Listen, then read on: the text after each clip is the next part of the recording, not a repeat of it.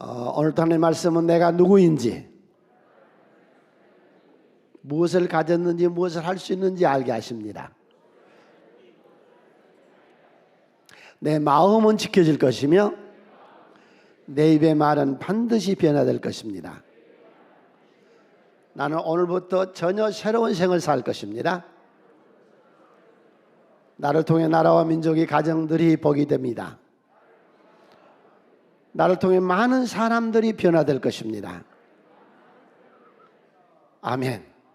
오늘도 하나님의 축복 가슴 예배드리는 우리 모든 귀한 영혼들에게 이 우중에도, 이 비가 오는데도 주님 말씀이 그리고 하나님의 말씀이 그리워 주님 앞에 나와 예배드리는 모든 이들에게 영육간에 차고 넘치는 축복이 함께 하시기를 축원을 드립니다. 오늘은 나홈서를 보겠습니다. 나홈이란 말은 히브리어로 위로자다. 계속 괴롭힘을 당합니다. 아수르가 침략해서 북왕국 이스라엘은 멸망을 시켰고 남왕국 유다도 계속 괴롭힙니다. 이때 외쳤던 선지자가 나홈인데 오늘 이 나홈서를 통해서 하나님의 속성, 하나님의 품성을 보겠습니다. 위로자란 뜻이었고 니느웨가, 아수르의 수도가 니느웨거든요. 아수르도 당한 괴로움과 슬픔을 달래주신 하나님, 남왕국 유다의 선지자였습니다. 나홈은 두 번째. 아수르에 대한 성경이 두 권 있습니다. 아수르가 특별히 이스라엘하고 많은 연관이 있어서 전편은 요나서 아시죠? 고기 뱃속에 들어갔던 요나 얼마 전에 보았습니다. 그 요나로부터 약 100년 후에 후편이 기록된데 그게 나홈서입니다. 전편은 회개와 구원에 대해서 기록했고 오늘 우리 보는 후편 나홈서는 하나님의 심판과 멸망이 기록되어 있습니다. 다음, 고대 제국 중에서 가장 강력한 최초의 아시아에 나타났던 대제국이 아수르인데 아수르는 520년 동안이나 지속했던 대제국이었고 이 바벨론하고 비교해 본다면 바벨론은 70년 만에 문을 닫거든요. 아수르는 남왕국을 괴롭혔고 북왕국을 멸망시켰던 민족, 북방의 10개의 민족을 완전히 말살시켜버렸던 나라입니다. 아수르가. 세 번째, 기록연대는 전 663년에서 여러분 이 아수르가 바벨론에게 망하는데 그게 612년에 망합니다. 그 사이에 기록됐을 것이다. 요나가 760년경에 기록했으니까 약 100년 후에 나홈이 등장합니다. 내용은 심판과 참상과 멸망의 필연성이 기록되어 있는데 크게 쳐요. 하나님 없는 파수꾼의 경성함은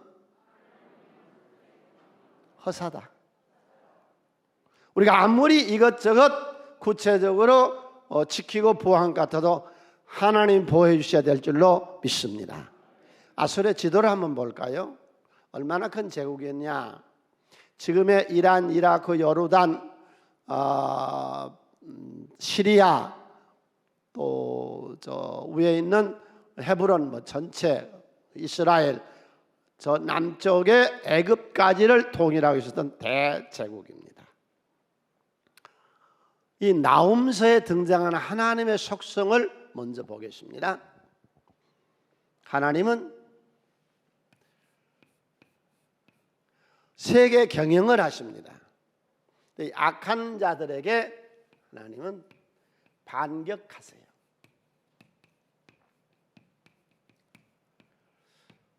국가를 경영하신다. 그러니까 아수르라고 하는 이 대제국을 하나님이 경영하셨다. 바벨론을 들어서 쓰신 하나님은 바벨론이라는 나라를 경영해서 나중에 메데파사가 멸망시키게 하시고 그 페르시아를 또 하나님 경영해서 헬라의 알렉산더가 와서 점령하게 했고 헬라는 로마에 의해서 점령당하게 했고 이 로마의 판도 안에 영국이라는 대제국이 복음으로 일어났다가 멸망을 하고 지금 현재는 미국이라는 나라가 하나님의 세계 경영권에 들어있다. 그래서 저는 아무리 봐도 세계 경영을 하나님이 하신 줄로 믿습니까? 그렇다면 여러분 지도를 놓고서 한번 보세요. 세계 지도를. 아무리 보아도 미국 다음으로 세계 경영을 할 나라를, 이 복음의 나라를 하나님이 선택한다면, 구약에서는 이스라엘이라는 나라를 통해서 세계 경영을 하셨고 현세에는 교회를 통해서 세계 경영을 하나님이 하고 계세요. 그렇다면 아무리 보아도 미국 다음으로 쓸 나라가 대한민국인 줄로 믿습니다. 여러분 인정하세요? 저는 인정합니다.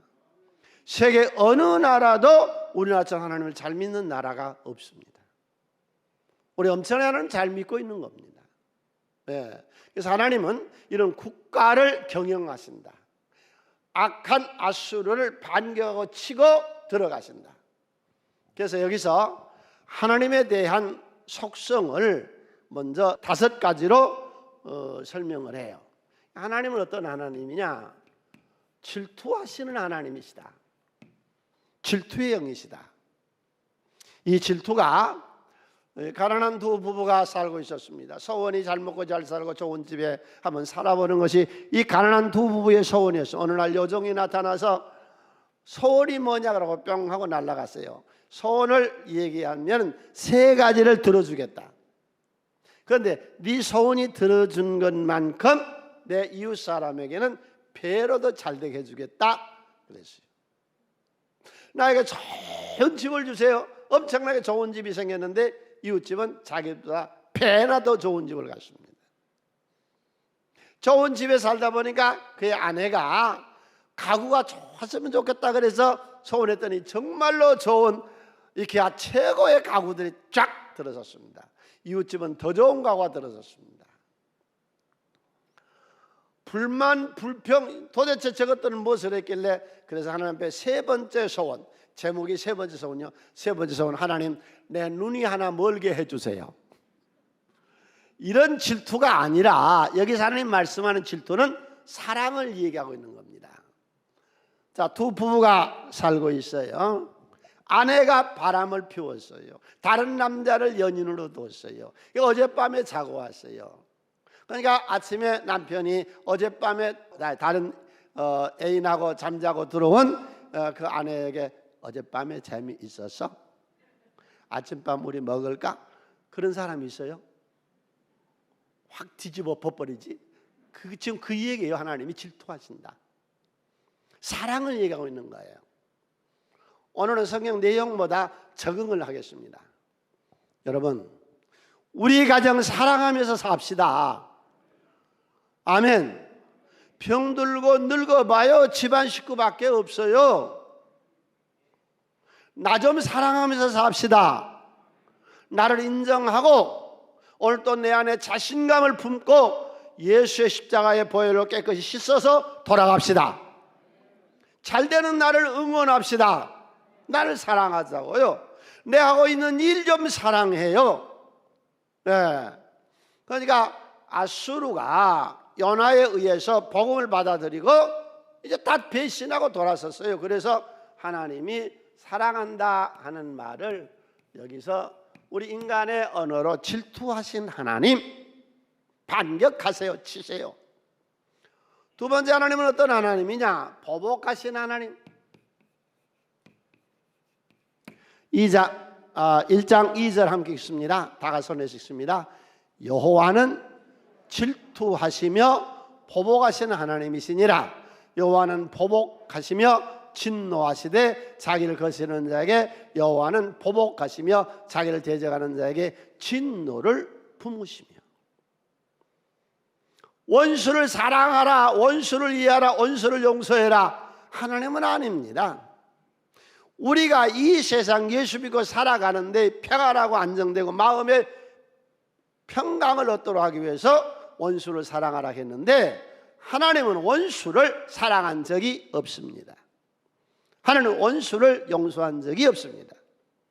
로마서 12장 19절에 하나님 반드시 안갚음을 하십니다. 안갚음이라고 나와요. 공동번역에 보면 반드시 원수를 치십니다. 함께 읽습니다. 내 사랑하는 자들아, 너희가 친히 원수를 갚지 말고 하나님의 진노하심에 맡기라. 기록되었을 때 원수 갚는 것이 내게 있으니 내가 갚으리라고 주께서 말씀했습니다. 원수에게, 악한에게 하나님이 패한 적이 없다, 그런 말입니다. 그렇다면 우리는 왜 악에게 패하고 낙심하고 좌절하고 힘이 없습니까? 주여, 우리가 어떤 악과 사탄과 역경과 질병과 대적에서 여호와 니시로 르비딤에서 승리한 것처럼 우리 삶이 승리하시기를 축원을 드립니다. 보복하신다. 악을 짓밟아 버리신다. 사탄을 짓밟아 버리신다. 우리 생활의 역경을 짓밟고 여호와 니시로 승리하는 우리 하나님의 사람들이 되시기를 축원을 드립니다. 세 번째로, 하나님은 오래 참으신다.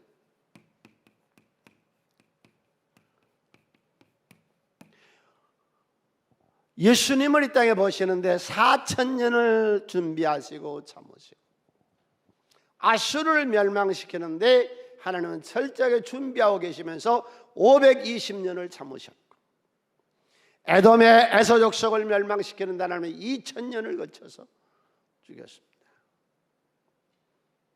우리가 이 세상을 살아가는데 아주 나쁜 게 뭐냐? 조급한 것. 조급한 데서 오는 불안감. 지금은 50세, 60세가 죽는 나이가 아니에요. 보통 어중간하면 90세를 삽니다. 옛날에 50세나 60세의 세상을 떠나 한갑이란 잔치를 했어요. 61세를 살면은 한갑 오래 살아서. 지금은 90세, 100세 시대예요. 그러면 60세 은퇴를 해서 30년 내지 40년을 더 살게 되는데, 이게 간단한 문제가 아니거든요. 이때 제일 나쁜 성품이 뭐냐면은 나이가 먹을수록 조급한 거예요. 나이 드신 후에 함부로 투자하지 마세요. 당신 조급해서 잘못하면 망해요. 괜히 불안한 거예요. 네. 크게 한번 따라서요. 주여, 오래 참되 조급하지 말고 불안하지 않게 하여 주시옵소서. 아멘. 오늘 또 이 은혜 받고 돌아갑시다. 어디가 조금만 아파도 큰 병인 줄 알아요. 네? 주여, 하나님을 믿되 조급하지 말고 불안하지 않는 인생을 살게 하여 주시옵소서. 네 번째로, 하나님 어떤 하나님이냐? 여기서 바다를 마르시고, 그는 이스라엘 백성들이 홍해를 통과하고, 강을 말리시고 하는 것은 요단강을 건너시고, 능력의 하나님. 우리가 믿는 하나님은 능력의 하나님. 할렐루야. 내게 그분의 능력을 내게 주셔서 내가 모든 것을 할 수 있느니라. 오늘도 자신감을 얻고 돌아갑시다. 크게 쳐요. 내게 능력 주신 자 안에서 내가 모든 걸 할 수 있느니라. 아멘. 이런 능력을 우리가 얻는 것이죠. 다섯 번째, 하나님은 어떤 하나님이냐? 선하신 하나님이다. 국가 경영을 하고 세계 경영을 하고 하나님이 반격을 해서 질투하시고 보복하시고 오래 참으시고 능력과 선하신, 오늘도 우리를 이끌어내시고 죄와 저주와 사망에서 건져내시고 선하게 하시고, 아르헨티나의 골프 황제라고 하는 빈센조라고 하는 사람이 있습니다. 어느 날 대회를 해서 우승을 해서 상금 얻어가지고 가서 차에 타려고 그러는데 한 여인이 찾아오더니 축하한다고 그러면서 우는 거예요. 장애인, 난치병이 하는 중풍을 앓은 애가 하나 있대요. 의학으로 치료할 수 없다고 그러는데 있는 돈을 다 투자해서 하루에 몇백 불씩 병원비를 대고 있는데 이제 그나마도 다 없어졌습니다. 어떻게 했으면 좋겠습니까? 좀 도와주시오. 그런데 불쌍해서 감동이 돼가지고 이 빈센조가 그날 받은 상급의 수표에 사인을 해서 줬습니다. 그리고 한 주간이 지났어요. 점심을 먹고 있는데 그 연합회 사람이 왔어요. 혹시 그 어떤 여인이 와서 애가 그 중병에 걸렸다고 하지 않더냐 그랬더니 그렇다고 그랬더니 덥석아니면서 그 사기야, 사기꾼이야. 그 결혼도 안 했던 여자고 애도 없는 여자야. 또 사기당했고 그랬더니 밥을 먹다 말고 빈센조가 그럽니다. 그 여자한테 그 중병에 걸린 그런 아들이 없었냐? 없었다는 게 한숨을 푹 쉬면서 내가 듣는 소식 중에서 이번 주 일주일에 최고의 소식을 듣는 거다. 나는 일주일 내내 이 여자가 그 중병에 든 아들을 어떻게 하는가 걱정을 했는데 그것이 그렇지 않다고 하니까 얼마나 내 마음이 편한지 모르겠다. 우리 이런 마음 좀 갖고서 합시다. 자, 하나님 대해서 우리가 크게 한번 외칩시다. 하나님은 투기하시며, 사랑이라고 그랬어요. 투기하신 하나님, 보복하신 하나님, 오래 참으신 하나님, 능력의 하나님, 선하신 하나님. 이게 나훔이 우리들에게 알려주신 하나님의 세계입니다. 기독교는 청년운동입니다. 예수님이 몇 살에 역사했어요? 오늘은 또 뭐 나이가 바뀌었나? 30살 때 나오셨잖아요. 국가경영. 하나님 국가경영을 하셨다. 제자들은 몇 살에 했어요? 베드로 요한 24살에서 25살. 20대. 예수님은 30살, 제자들은 20대가 역사한 거예요. 세계 인류 역사를 바꿔놓은 게 이 사람들이 역사한 거예요. 이 20대가. 가난을 정복했던 세대가 기성세대냐? 아니에요. 위대한 기성세대는 출애굽에서 나와서 광야에서 다 죽었고 신세대, 새로 일어난 젊은 세대가 여호수아 인도하에 가나안을 정복한 겁니다. 우리나라 역사 보세요. 5천년 역사 중에서 우리나라 5천년 역사 중에서 가장 강활한 국토를 갖고 있었던 왕이 누구죠? 그렇죠. 광개토대왕. 몇 살에 왕이 됐어요? 18살에.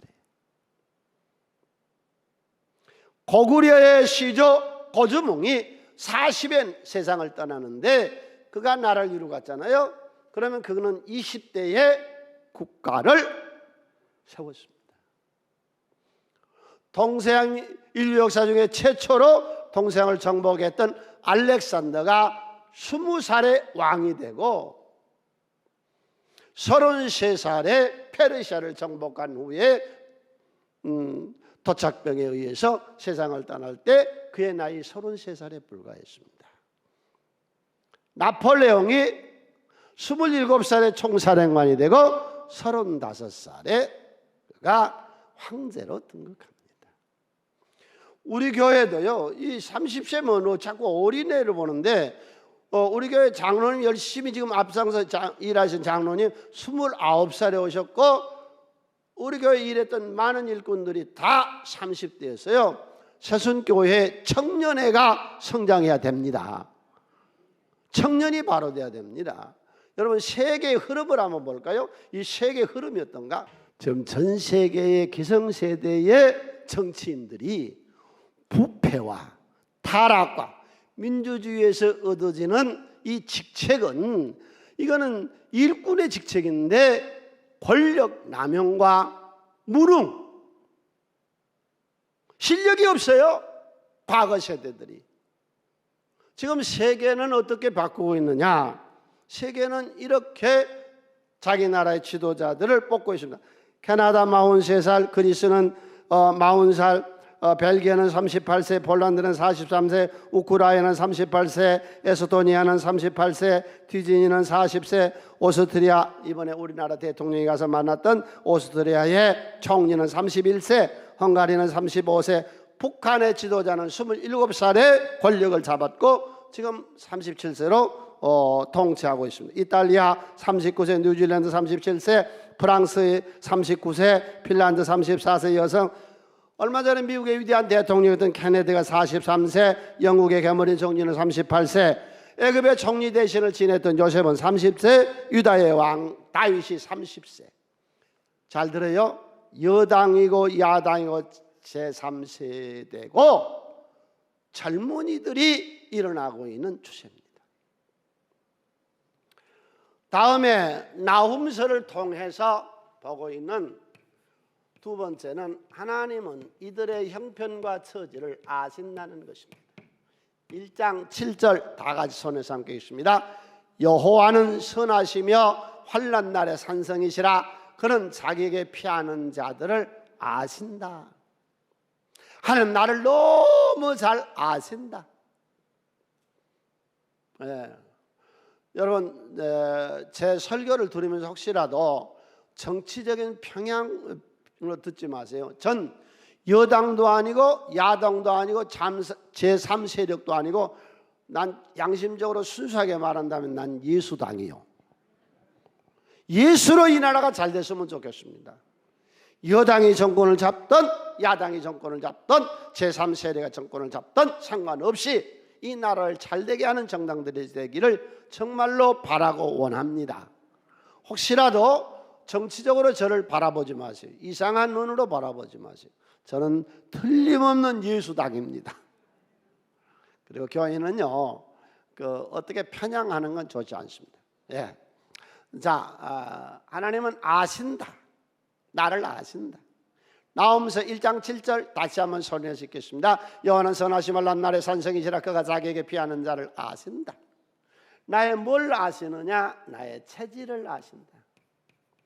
낙심자라고 변덕 잘 부리고 104편 13절에서 시편에서 이는 그가 우리의 체질을 아시며 우리가 단지 먼지뿐임을 기억하십니다.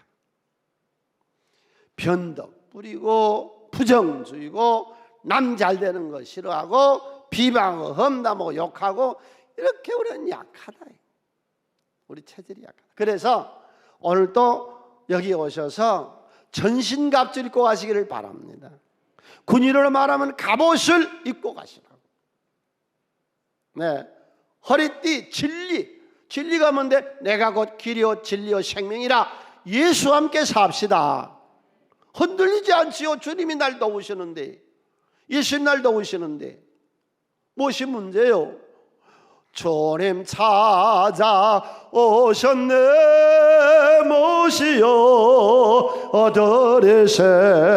주님이 오셨는데 주님 모시고 삽시다. 전신갑주. 두 번째, 정직하면 돼요. 의의 흉배.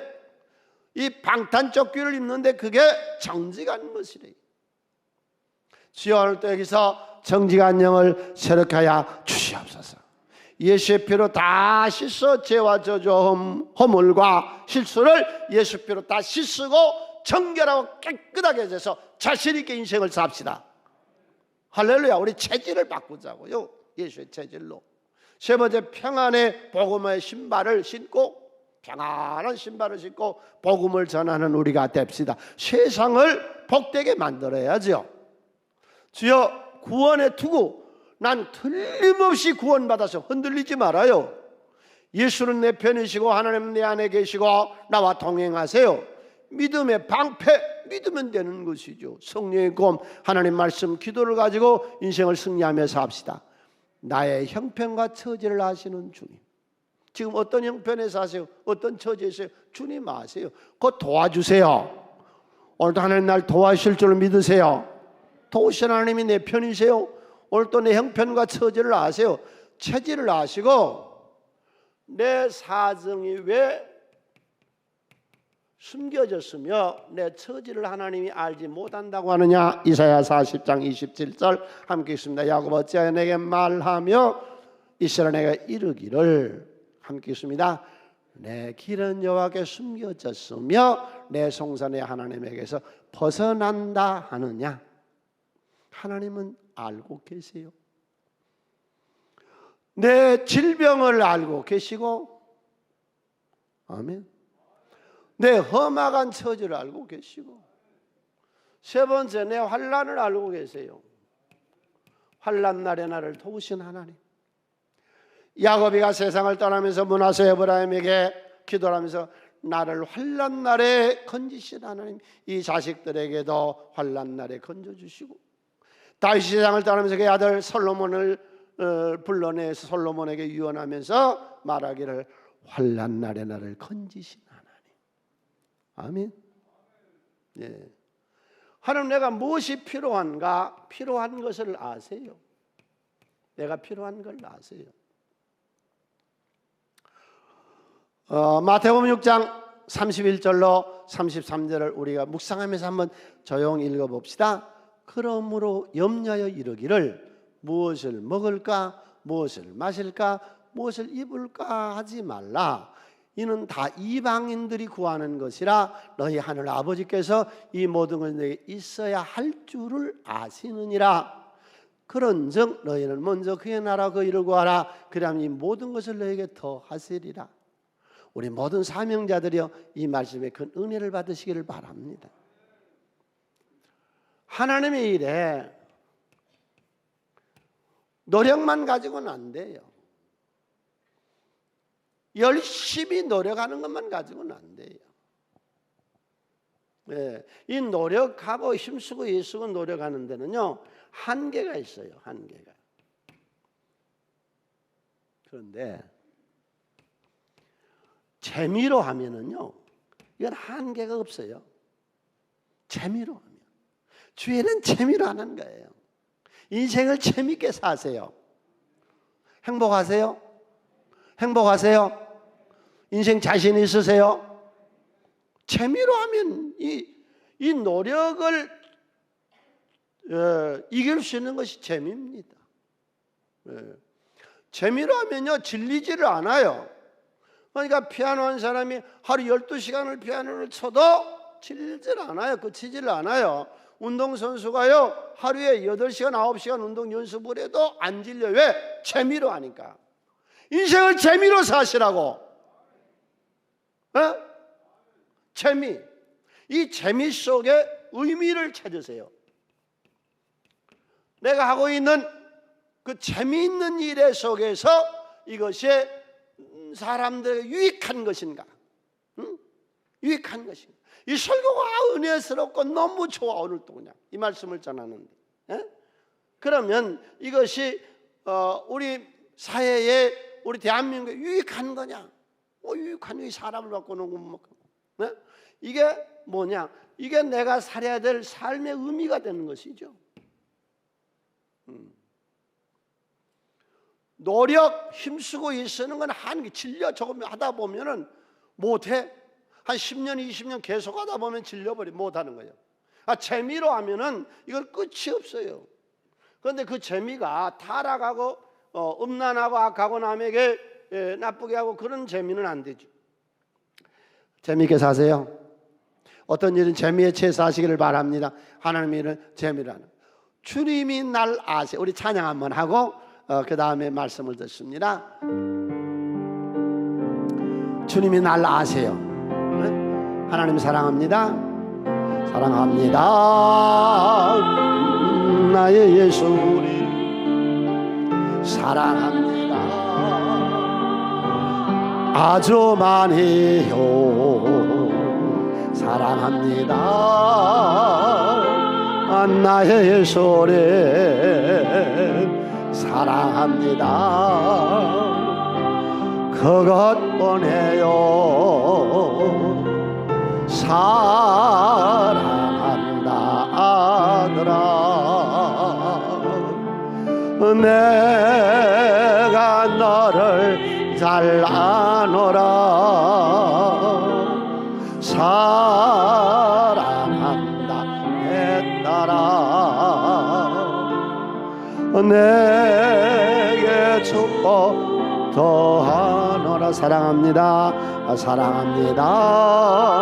나의 예수를 사랑합니다. 아주 많이요. 사랑합니다. 나의 예수를 사랑합니다. 그것뿐이에요. 사랑하더라. 내가 너를 잘 아노라. 사랑한다 내 딸아. 내게 축복 더하노라. 오늘도 우리의 곤고한 삶, 환난의 삶, 우리의 체질을 아시는 주님, 나를 너무나 잘 아시고 이 시간도 머리마다 안수하시고 위로하시고 평강 주시기를 바랍니다. 아수르로부터의 괴롭힘, 민족의 하나님 배신에서부터 오는 갈등, 이런 걸 하나님은 알고 계시고 아수르도 남하고 유다도 알고 계시고 내 형편과 처지를 주님은 오늘 또 알고 계신다. 세 번째로, 이들의 신앙이 유전되지를 못했습니다. 유전이 안 됐습니다. 상속되지 못했습니다. 요나가 찾아가서 복음을 전할 때에 저들은 이 복음을 다 받아들였습니다. 여러분, 이 세상을 살아가는데 정말로 제일 좋고 제일 좋은 것이 이 신앙입니까? 아멘. 세상에 나를 건져 하나님의 자녀 삼으셨고 내 가는 길을 주님은 인도해 주시고 기도할 때마다 영력과 영감과 은혜를 부어주시고 홍해를 가는 것처럼 내 앞에 기적적인 여리고성을 깨트려 주시고 요단강을 갈라주시고 그 하나님의 능력이 나와 함께 하시고 나를 치료하시고 고쳐주시고 오늘도 여러분 여기 오셔서 내 못된 성질 고치고 내 성품 고쳐 돌아갑시다. 만나러 우리 생애를 축복하시고 지금까지 살아온 것 주님의 크신 은혜요. 할렐루야. 네, 내 눈에 눈물을 거두어 주신 주님, 이 세상을 승리하게 하신 주님. 그래서 저는 그 결혼한 부부들이 저한테 찾아오면 꼭 물어요. 신앙생활 잘하고 있는가? 신앙생활만 잘하면 됩니다. 일주일에 한 번씩 여기 와서 나를 씻고 회개하고 새로운 은혜를 받고 두 주먹 불 끈지고 살아가는 이런 집단이 어디 있느냐고. 이런 은혜가 어디 있어요? 그런데 이 좋은 은혜를 당신만 받고 말아버린 거예요. 요나 시대에 자기네들만 받고 100여 년 전에 신앙생활하고는 다 잊어버렸습니다. 그게 소아시아의 7교회의 모습입니다. 다 없어져 버렸습니다. 감바도기아 가보세요. 지하 8층으로 내려갔다고. 로마의 카타콤은 아무것도 아니에요. 엄청난 지하 도시, 2만 명이 살던 지하 도시. 거기서 오직 예수만 믿었어요. 평균 수명이 40여 세밖에 안 됐어요. 그 안에 공동묘지도 있고 학교도 있고 그 안에 화장실도 있고 별것 다 있었어요. 그 지하실에가. 내가 가봐서 봤어요. 우리 모두 가서 봤어요. 그 자식들이 지금 어땠어요? 다 망했어요. 다 모슬렘 돼버렸어요.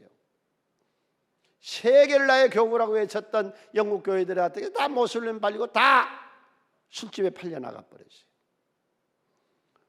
내 대만 예수 믿으면 안 되는 거예요. 코로나 시대에 우리가 겪었어요. 내가 자랑한 거 아니에요. 우리 사성교회는 세계 최고의 교회예요. 집에 있는 교회가 돼야지요. 집에 있는 교회가 안 되면 안 돼요. 상속돼야 돼요. 상속.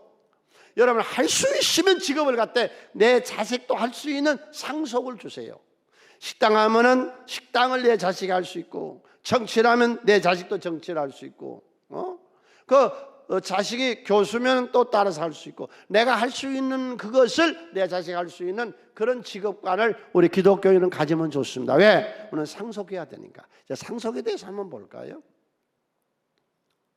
이 상속에 대해서 세계의 선진국이나 후진국이나 이 상속이 될 수 있도록 하는 나라가 있고 상속세를 많이 물려서 상속이 안 되게 하는 나라도 있어요. 자, 상속이 안 되는 나라를 한번 볼까요? 상속이 없는 나라. 상속을 폐한 나라.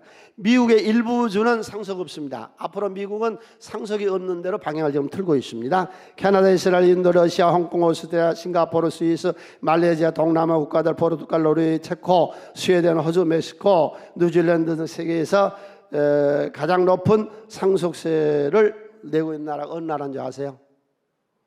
대한민국.